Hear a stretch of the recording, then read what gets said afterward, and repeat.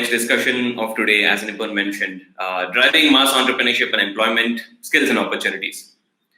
So we'll spend the next 45 minutes, and over that, let's not talk about a few entrepreneurs building sustainable large businesses in Bharat, but let's move it up several notches higher. Let us talk about bringing to realization this idea of a large-scale mass entrepreneurship, where everyone gets an opportunity to build and utilize their skill sets to build their own businesses. Well, the Constitution of India under Article 19(1)(g) lists the right to practice any profession, trade or business as a fundamental right. But what stands in the way of a large section of population utilizing this right and creating a mass entrepreneurship movement? What are the showstoppers and speed breakers? But before we jump into that, let us definitely define what mass entrepreneurship is and how to enable it. And for you who are watching, how can you utilize your skill sets to contribute to this societal change? In this session, I would like to invite 3 industry practitioners to help us navigate this journey. I would like to welcome Pradnya Godbole, Bhaskar Ramesh, and Srinivas Rao. Pradnya is the CEO of deAsra Foundation, a non-profit company formed to contribute to social welfare by enabling entrepreneurship. She is also the recipient of the Phoenix Leading Lady Award 2020 in the category of social change for entrepreneurship development. Under her leadership, deAsra has helped more than 90,000 entrepreneurs to start up, manage, and grow their business. Her vision is to help entrepreneurs think about business in a more structured and predictable manner. Welcome, Pradnya. Bhaskar is a director at Google and is part of India leadership team. He heads the omnichannel businesses for Google in India, including technology, FMCG, retail, BFSI, and automotive sectors. Prior to this, he was heading YouTube for India. He is also championing the overall digitization agenda for Google and the ecosystem solving for the omnichannel future across industries. Welcome, Bhaskar. Thank you. Rao is a serial entrepreneur with over 3 decades of experience in the IT industry. Prior to joining Game as CEO in July 2020, Rao co-founded August. August was acquired by NSCIT, a 100% wholly owned subsidiary of National Stock Exchange in March 2019. Rao is also a board member and part of the promoter team at Network Solutions, which was acquired by IBM in 2005. Rao is now working on building a movement to scale mass entrepreneurship. So welcome everyone. Welcome to this panel. So Pradnya, Rao and Bhaskar, let's jump right in. Each of you come from a very unique vantage point in building with Bharat as a concept, right? Could you share a little bit about your viewpoint from your specific vantage point on mass entrepreneurship? What mass entrepreneurship is and what it is not? And what is the theory of change that drives you every day to get to work?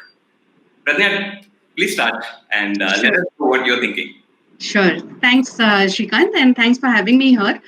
I've been working with deAsra now for the past 7 years on this very problem to solve. As Ganesh was saying earlier, how can every person be taught to, or start looking at how to solve everyday problems and find solutions to it, right? And that's where the definition of mass entrepreneurship really starts. Of course, there is a job paucity in the market. We need 10 lakh jobs per month. We know all of that, right? And how do we get those, right? With all the automation coming in, productivity levels going up, how do we get those amount of jobs into the market? So that's a problem everybody knows about. The earlier focus has always been on skilling and education, but if you get skilled and you get educated, but there are no jobs, and government jobs are also far and few between, where do you go? So that's the second aspect of things, right? Which means entrepreneurship becomes, or self-employment becomes one of the options to gain livelihood, and not just any kind of livelihood, but good quality livelihood. We've been looking so far at entrepreneurship as the bottom of the pyramid, which is more wage employment, just enough to get by, or we've been looking at the tech-enabled urban entrepreneurship so far, right? But that's not really where the jobs are happening. The jobs are happening in the middle of the pyramid. Really, the ordinary local jobs, taking local input, serving local communities, local businesses, That's where really the job generation engine is. And these are the ordinary kind of businesses, tailoring shops, beauty parlors, Yeah. small snacks counters, right?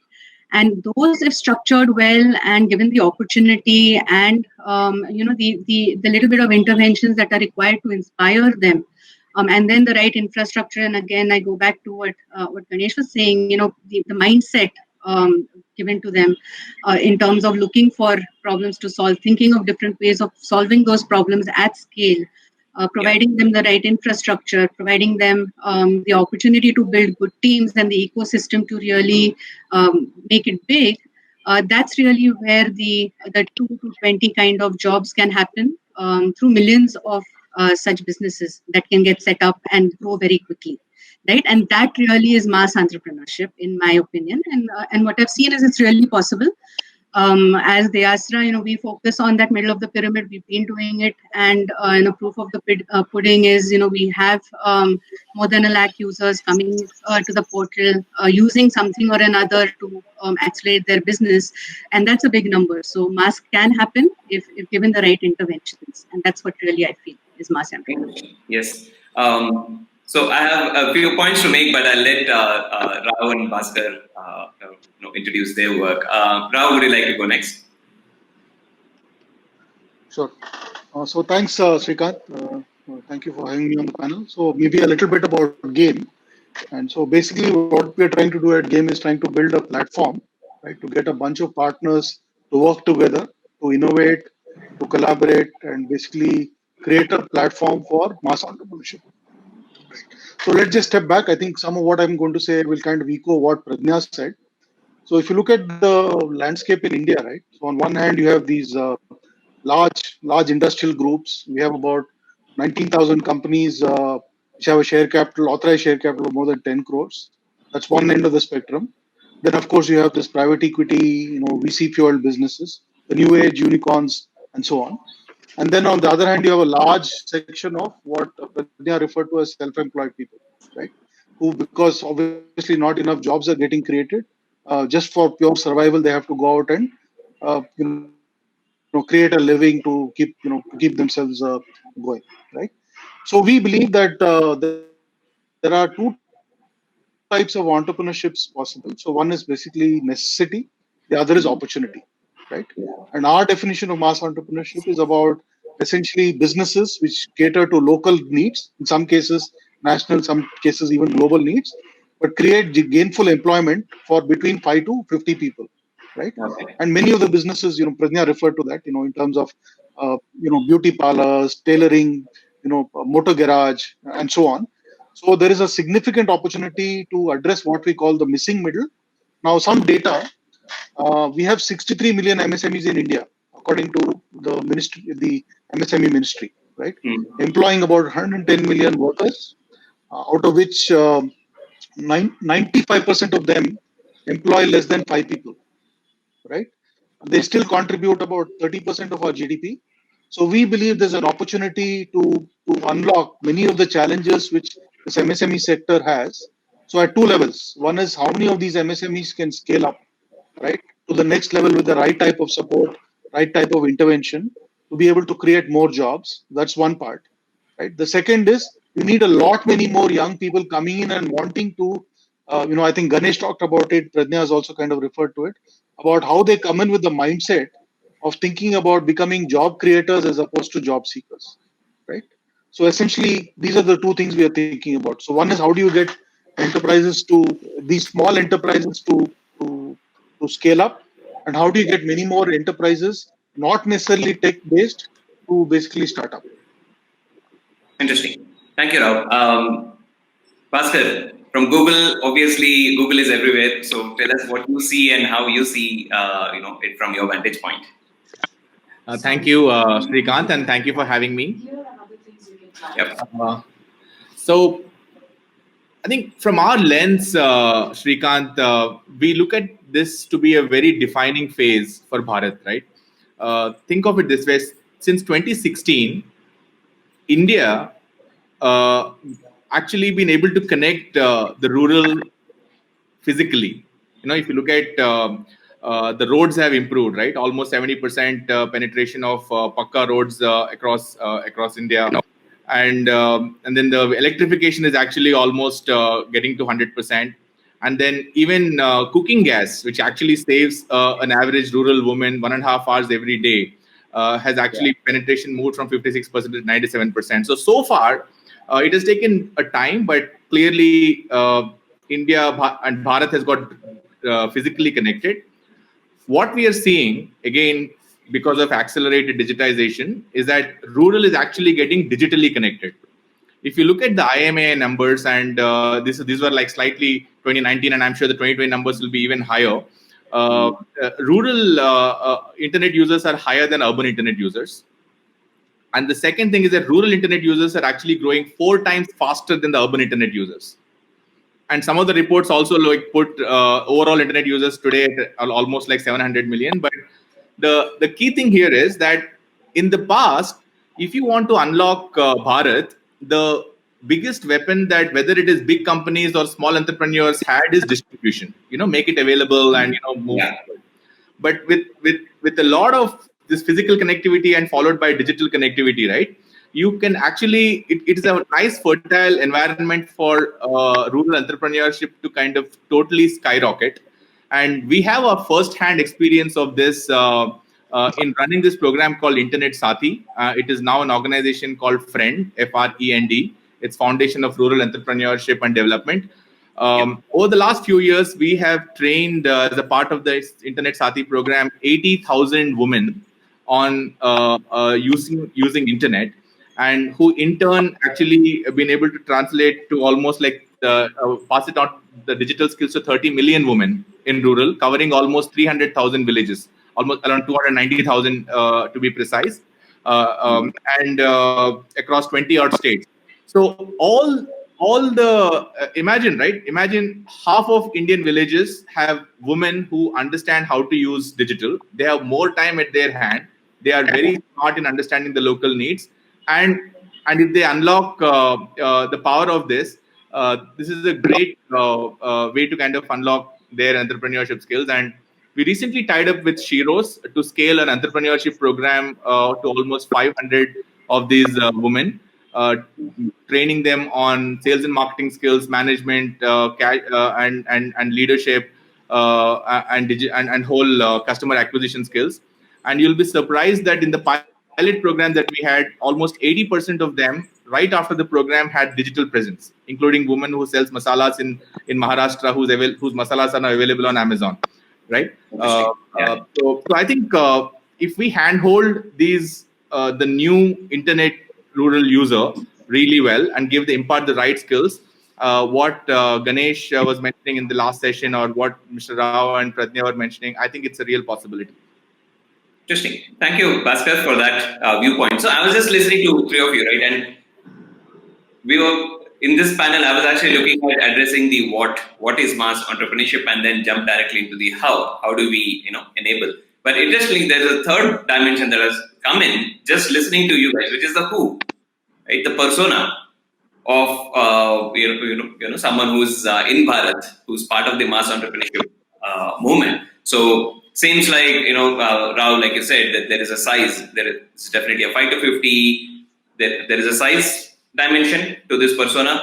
There is Pradnya, based on what you said, there is definitely a category dimension to it, right? Clearly, a lot of these small businesses are created to serve local necessities where the demand is ready, right? It's there. It's pretty much unserved, and it continues. So local services. And Bhaskar, from your point of view, the infrastructure, it's digital right now. Definitely digital leading the way. So quite interesting. So there is a sort of a persona that's emerging, in our discussion, which might be quite useful for our delegates too, as they try to figure out, the tracking part.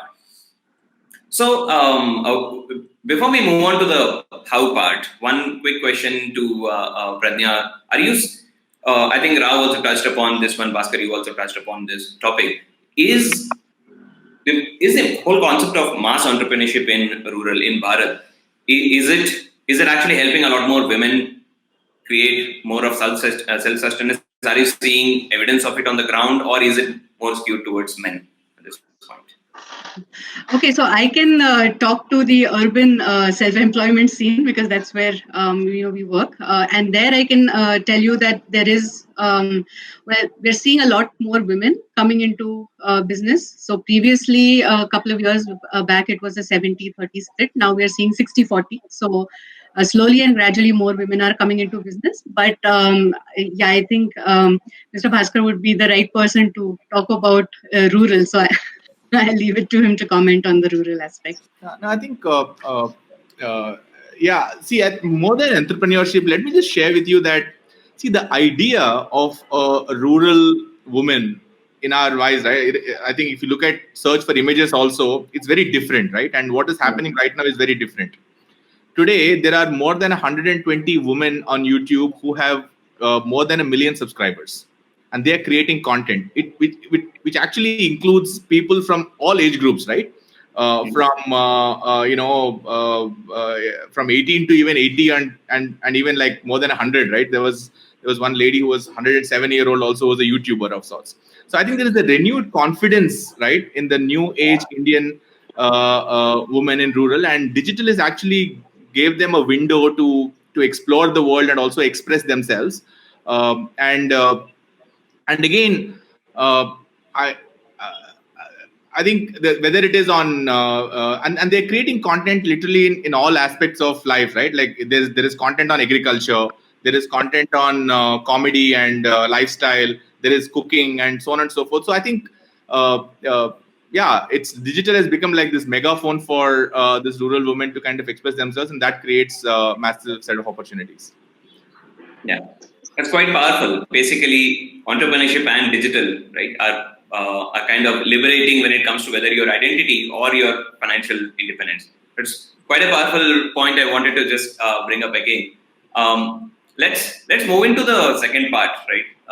The how part. Now, let's say there is someone who as Rao mentioned, there is a necessity-based business, right? I need to create something. I see a demand. I want to create a business around it. So there is intent and there is a willpower to do that. But what typically lacks is the skill, the know-how of how do you get started, right? So so for the next 10-15 minutes, what I want to do is actually spend time with three of you to figure out what are the typical subjects or dimensions, so to say, of the skill building that is kind of required at least to launch a business. And then what type of skill sets are required to sustain and grow a business? We'll talk about that later. But for someone who's thinking in rural, in Bharat, right? Someone who's thinking, hey, there is this opportunity or there is this necessity. How do they start, and what are the type of skills that you typically see from your work on the field that they seem to be asking for from a demand side point of view? Ram, would you like to go first and see what you see from the point of view? Sure. So I think for any entrepreneurship ecosystem to get built, right? I think fundamentally we think about it as three pieces. One is we call it seed, second is we call it soil, and third is climate, right? So when you think about seed, right, it's about this mindset, right? About saying, listen, I want to go out, I want to set up something on my own. I need to have and part of that is also about all this about role models and people who can inspire, right? So how do so what is the seed available, right, for people? So think about it, right? When you think about an ecosystem like the IT ecosystem, for example, some 40 years ago, a bunch of people started a company called Infosys, right? And then a whole bunch of other things got inspired, right? Or if you take if you take Silicon Valley, plenty of stories like that. So I think it's all about the first element of about an entrepreneurial ecosystem is the seed part, which is the mindsets, and all of that. The second is what we call soil, right? And I think Bhaskar touched upon it. So soil is about having all the enabling factors to get a business started. So for example, digital connectivity, availability of power, roads, etc. Right? And of course, some critical factors to get a business started, which are things like access to credit, right? So for example, I'm a young man and I want young person, right, who wants to start a business. So how do I raise my first, the first set of money, whether as debt or equity or some other instrument. So access to finance, right? Understanding of markets, right? Etc. Right? are critical elements when you want to get a business started, right? So that's what we call the soil part. The third part is climate, right? Which is about how easy or how difficult. So I'll give you some more numbers. So I talked about 6.3 crore MSMEs, right? Now, if you look at the number of entities which are registered for GST, it's just 1 crore, right? So that means close to 5 crore plus, right? Almost 85% of the MSMEs in the country are not registered for GST, which means typically they're outside the pale of a formal system, which means access to finance becomes a limiting factor. Yeah. So because a bank will not lend if you can't, if you're not registered, for example, for GST, or you don't have 3 years balance sheet or P&L or whatever, right? Yeah. So essentially, about how do you simplify how can you help an entrepreneur get started in the first place? How easy it for somebody to set up a business, to register a business, start functioning, etc. Second is for existing businesses, many of which decide not to become formal because of let's say what we call regulatory cholesterol. Too many compliance regulations, etc. Right? How can you make it simple? And third is one can never underplay this whole thing about role models, right? About how creating a culture where you celebrate success, right? Where people, it's not just about the Flipkarts and the Paytms of the world, but also these small businesses inspiring other younger people to follow in their stead. So I think these are the three. The way we think about it is always if you want to build a robust ecosystem, focus on all these three elements. How do you build? How do you get the right seed in place? How do you get the right soil, and how do you get the right climate in place?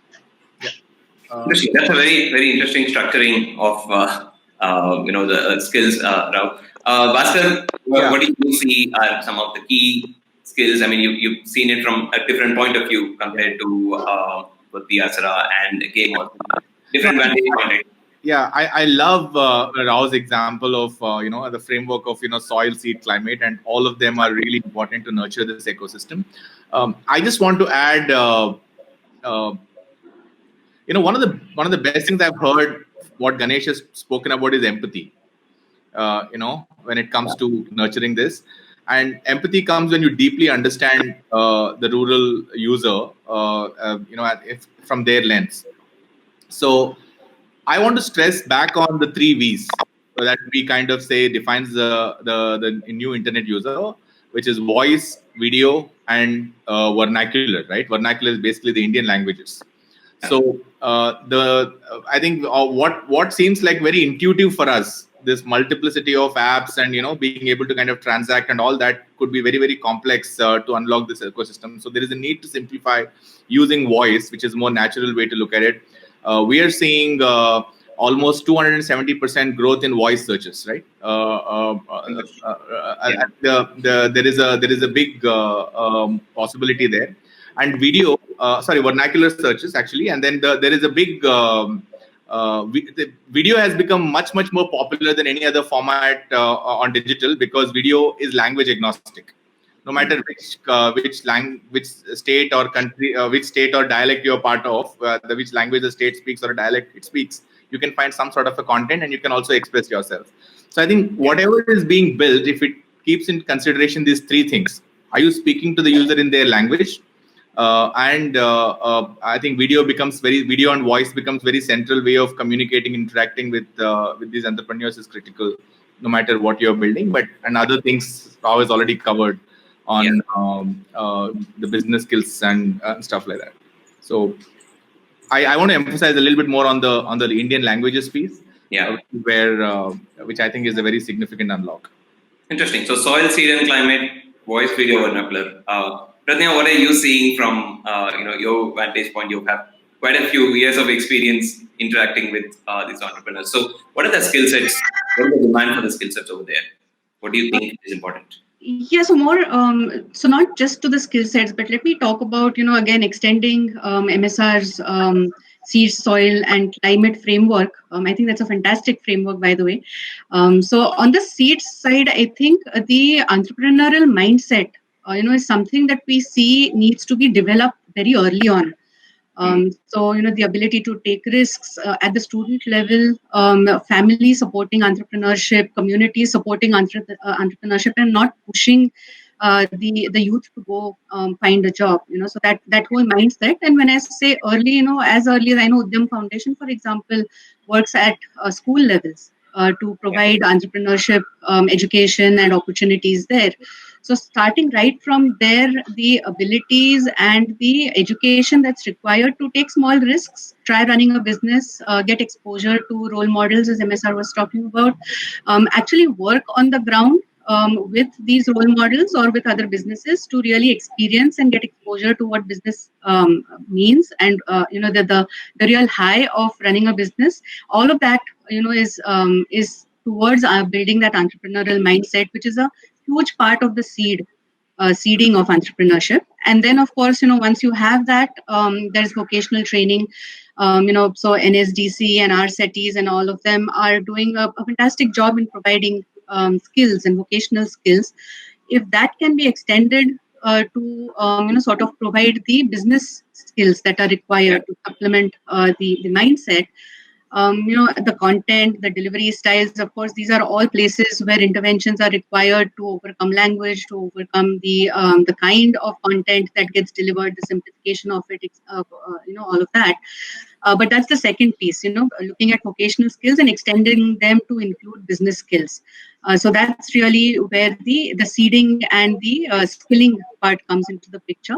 Then, as you start thinking about doing business, it's really important to provide some support to de-risk that individual or that person who wants to start, because there is a lot of what we find is there is a lot of time and there's a lot of risk averse things that are happening at that point. People are very diffident to get into business. So any support ecosystem, support interventions that can be provided at that point in time to raise that confidence level, including community support being brought on there, business opportunity identification, business validation of the idea that you have in mind. All of those things, if that support is given, then it sort of keeps raising the confidence levels before even getting into business.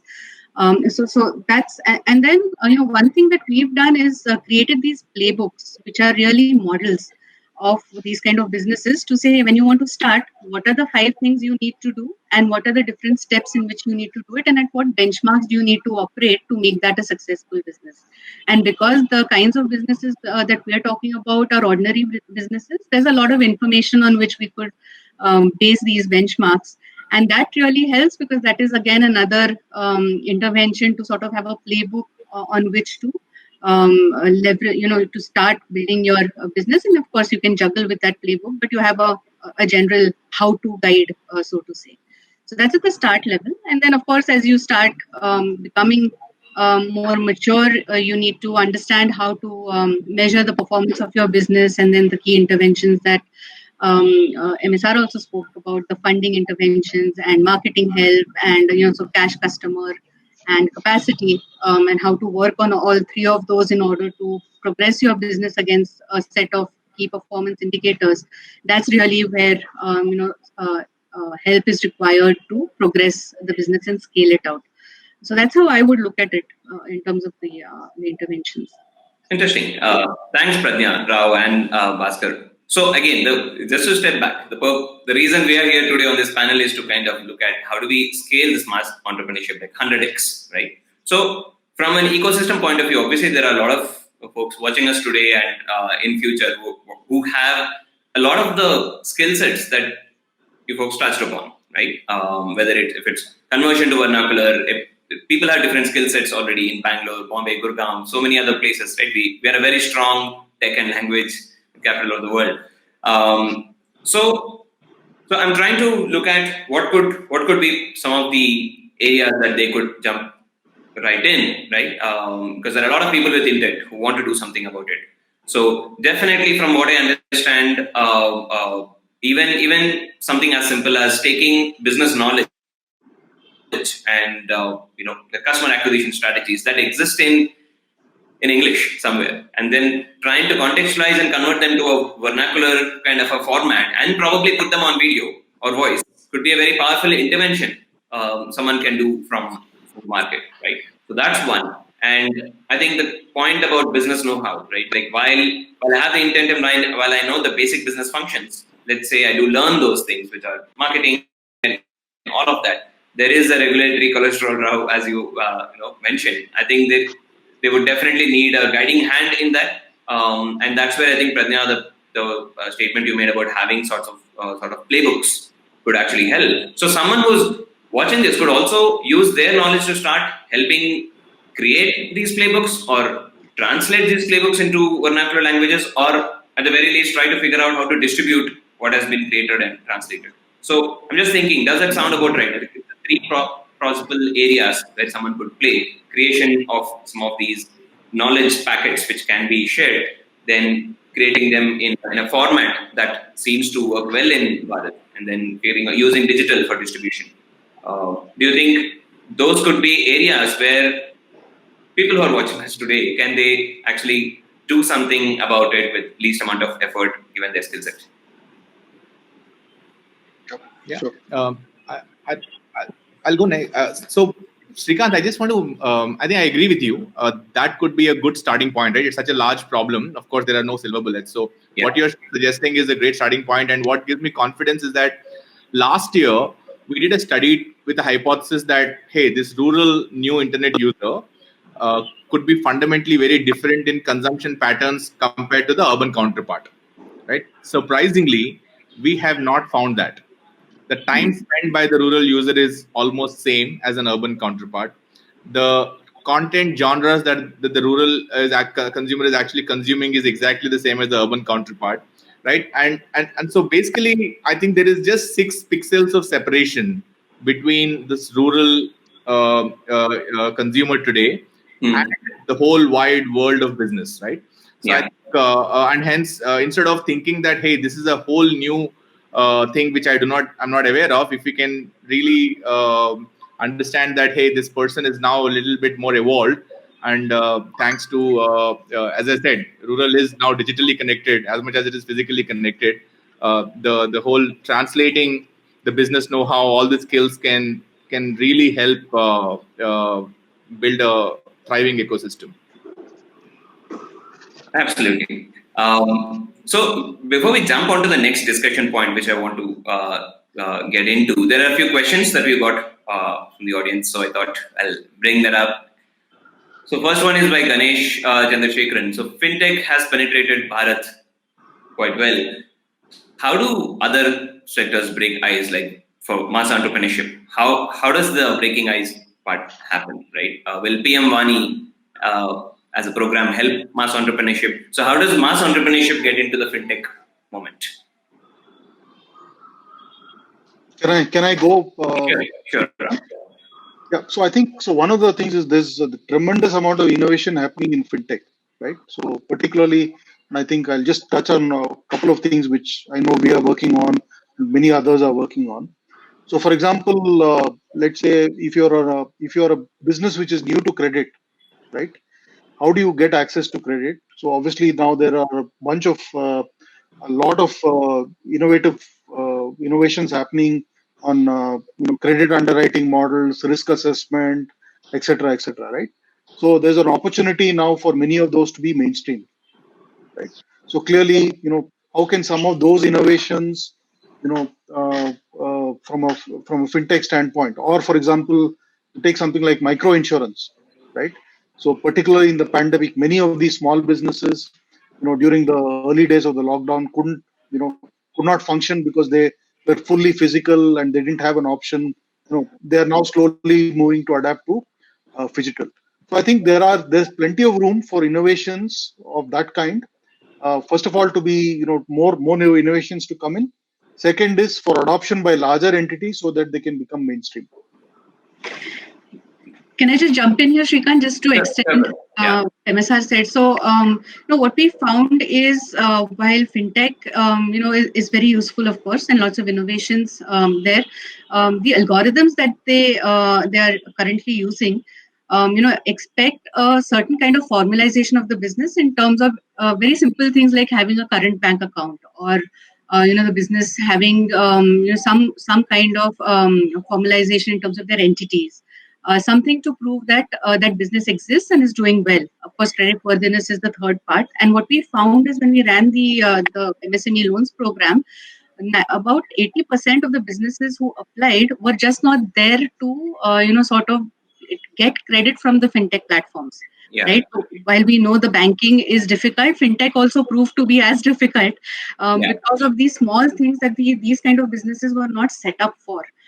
So I think while we work with fintech, or fintech is a huge opportunity, we also need to work on the other side to make sure that businesses are ready and working in a certain way, so that when it comes time for them to get connected with a fintech platform and get funds, they're there. Yeah. I think pretty much covered, but just a couple of additions here. I see that there is this new India Stack platforms like Oken and all has an opportunity to kind of revolutionize credit per se. That could come in. We should see how that pans out. And the whole Jan Dhan accounts, rural has some 27 crore and urban, semi-urban has some 41 crores, right? And when you couple that with the fact that almost like we, at least on Google Pay, we see 2 out of 3 users are actually outside of metros. Yeah. And I understand from a lot of e-commerce ecosystem, almost majority of the new shoppers last year is actually outside of metros, right? Overall. So there is combining all these factors, there is an opportunity for the India Stack to unlock many fintech entrepreneurs in this space. Yeah. Thank you. Thank you, everyone. So we have one more question, and then we'll jump into the next one. We have about 8 minutes remaining, right? And I do want to cover the last and the most important part of this discussion. This question is from Nilesh Modak, and I think it's centered around migration of people to urban areas, and there's already a lot of concentration of people in urban areas. So, do you see that mass entrepreneurship, when it takes off, is it going to fuel that migration further, or is it going to be a leveler, which is going to spread people more? Okay, so let me formulate my views on this. I think migration is happening, and that will continue to happen. So we need to have some opportunities for people who are migrating, to get into self-employment, because everyone's vying for the same number of jobs, even in the urban side, right? That having been said, if we can create and promote entrepreneurship and encourage entrepreneurship on the rural side as well, then there is no reason for people to migrate, right? So in a sense, it could also be looked as a leveler of sorts, and it works on both sides. Yeah. Because I just add to what Pradnya was saying. So I'll give you one example of this is a northeastern hill state, Meghalaya, right? And some of the work we were trying to do there was, about basically 3 areas. One was they have a silk which is indigenous to the northeast called Eri silk. Second is ecotourism, and third is spices. Meghalaya produces the highest quality of turmeric with a curcumin content of 7, whereas the ordinary turmeric you get is 2.5, right? Mm-hmm. So one of the things we were trying to do was to see how these obviously many people would not know about, for example, the Eri silk or the turmeric part, but there are opportunities to create local businesses, right? Just aligned to what Pradnya was saying. How do you basically all parts of India, pretty much, right? All our 30 states have plenty of enterprises which are very local in nature, which given the right level of support, right level of intervention, can scale significantly to becoming first pan-state businesses, then pan-India businesses, and then hopefully at some point in time pan-global businesses, right? So that in some ways, as we go along, again, this is not something which can happen obviously overnight, but over a period of time can to some extent reverse this phenomenon of people migrating to large cities for jobs. Interesting. That's very, very powerful and exciting vision to look forward to.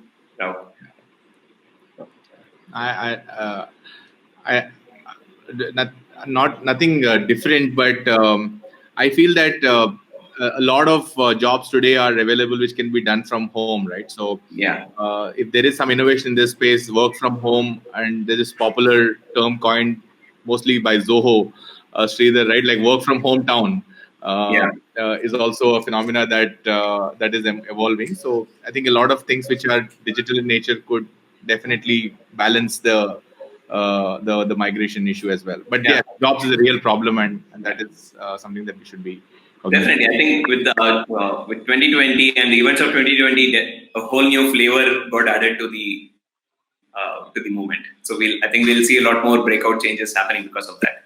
So let's move on to the last part of our discussion, and this is really focused on the output of this discussion for the delegates who are listening to us. So far we talked about multiple areas: voice vernacular, soil climate, different frameworks in which people can start contributing, right?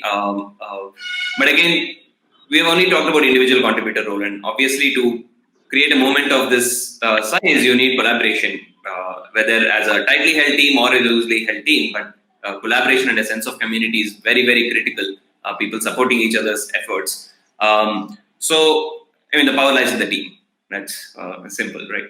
So, how do we move the needle forward towards getting people to do, to do this as part of a much larger mission as a community? So that's one. And are we seeing? Do we have examples of such things happening? What could be some areas in which you can guide them? And what is the one thing that you think, according to you, the delegates can do, which will move the needle forward a little bit? So 2 parts: collaboration, and what do you think could be one immediate thing they can do? Pradnya would like to go first. Sure. Yes. So collaboration ecosystems, that is the what's going to be required. It's going to need a village to sort of take ahead this mass entrepreneurship journey. And I think we are already seeing a lot of collaboration. So MSR through GAME and the deAsra Foundation work very closely. We have a lot of service partners that we bring to the platform. We have a lot of outreach communities, Deshpande Foundation, Pratham Foundation. So we already work in a very collaborative environment to make things happen. Now, if you look at all the problems and challenges that we sort of talked about in this panel itself, there is the problem and the challenge of language and overcoming language. The problem of how do we overcome the technical or the technology barriers. So in a sense, are there any online, offline, hybrid kind of models that can be a supportive mechanism to this? How do we create quality content and a skilling kind of a platform? And I know before we were talking about a Khan Academy kind of an equivalent for entrepreneurial education. Right, so that's how can we build a platform for building up mindsets? How can we, sort of look at benchmarks and data analytics on that front to sort of look at patterns and trends for success of these businesses, and what really gets the good ones to become great, and how can we give that back to the community? And then there are the usual, business function wise processes. So fintech, for example, help in marketing, help in compliances. So there's all the different business oriented processes. How can we make them more digital and plugged into the environment? So these are just some of the things I could think of off the top of my head. I'm sure there's a lot more that can be done. No, that's quite powerful. I think we're running out of time. So Bhaskar, would you like to share what you think? I think I just want to reiterate that there is, as I said, because the rural is now digitally connected, there is just 6 pixels of separation between an opportunity and what an entrepreneurial candidate can do right, in the rural area. So I think the way the great way to start is help somebody, right? So we, as I've shared with you, we partnered with Shiros to actually instill entrepreneurship among 500 of the internet sathis already. And one of the key areas of the program is, can we connect them to some experts in urban? Can we connect them to their counterparts in the startup world, and so that there's a mentoring required? Maybe, yes, there is a higher handholding required to these audiences, apart from building a Khan Academy equivalent for entrepreneurship, which is just self-study material. So it is a high-touch market per se. So that is a good collaboration and an opportunity to begin with. So, and also I would again urge the viewers to think that rural user is no different from an urban user when it comes to digital. It is a big leveler. So if you break that fundamental myth that, hey, that person is so new and different, I can't relate to it, until this, and I think that myth can be broken. The consumption patterns suggest that digital maturity is equally strong there. So a lot of things can travel from this world to Bharat. Great, sounds great. Yes, Rao, your final comments. No, so I think we're running out of time. So I think we talked about information asymmetry. How can it be reduced? We talked about vernacular, and we talked about how we can do combine offline online models. So I think we can go on. This panel can go on for a few hours, but I think I'll stop here. Yeah, there's a lot to be done. We need more players to lend their shoulders to the wheel. Yeah, and they can reach out to each of you, to your orgs, to get started, right? So just quickly in summary, we are saying that there is a lot of things you can do individually: voice vernacular, creating business process, playbooks, several other things. You could even be on the ground and help some of these entrepreneurs, and you could also participate in creating these communities that will actually help ecosystem enablers do their job much better, right? So it's quite exciting, and I think we'll look forward to a lot of that happening in 2021, and all of you leading those efforts. And we hope a lot of our delegates, reach out to you, and let's hope by next year we should have cracked a good traction in this. Thank you again, Rao, Bhaskar, and Pradnya. Great to have you in the summit today. Thank you. Thank you, Srikanth. Thank you, Pradnya. Thank you.